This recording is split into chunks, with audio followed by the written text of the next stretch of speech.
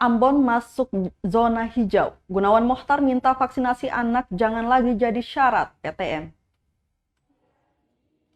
Wakil Ketua Komisi 3 DPRD Kota Ambon, Gunawan Mochtar, meminta vaksinasi anak jangan lagi jadi syarat untuk pembelajaran tatap muka atau PTM. Menurutnya hal itu tak perlu lagi jadi syarat utama, karena saat ini Kota Ambon telah memasuki zona hijau. Lanjutnya, kekhawatiran orang tua murid terhadap vaksinasi anak cukup tinggi, sehingga tak perlu menjadikan vaksinasi anak sebagai syarat utama PTM. Diketahui hingga hari keempat, 15.139 anak usia 6 hingga 11 tahun di Kota Ambon telah mengikuti vaksinasi minimal dosis pertama. Secara persentase sudah mencapai 47,55% dari target 31.784 anak. Selain itu, Kota Ambon kini dinyatakan zona hijau dalam peta resiko penyebaran COVID-19 di Maluku.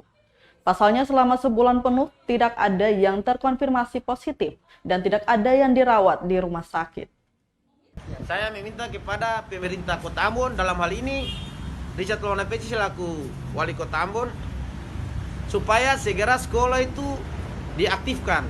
Karena kalau di permasalahan dengan vaksin di Indonesia ini tingkat kesembuhan anak itu 99%. Jadi tidak ada alasan corona lagi untuk dijadikan untuk anak-anak tidak masuk ke sekolah aktif kembali. Intinya anak-anak harus segera sekolah karena generasi muda itu butuh sumber daya manusia yang cerdas.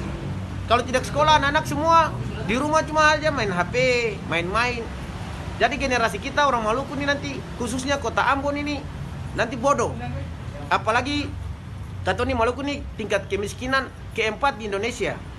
Jadi saya selaku orang tua murid dan anggota DPRD meminta kepada Wali Kota Ambon dalam hal ini segera memintakan kepada Kepala Dinas Pendidikan segera sekolah-sekolah diaktifkan.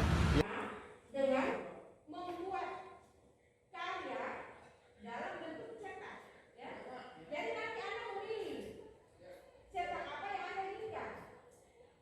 Cetak dalam. Terima kasih sudah nonton. Jangan lupa like, subscribe, dan share ya.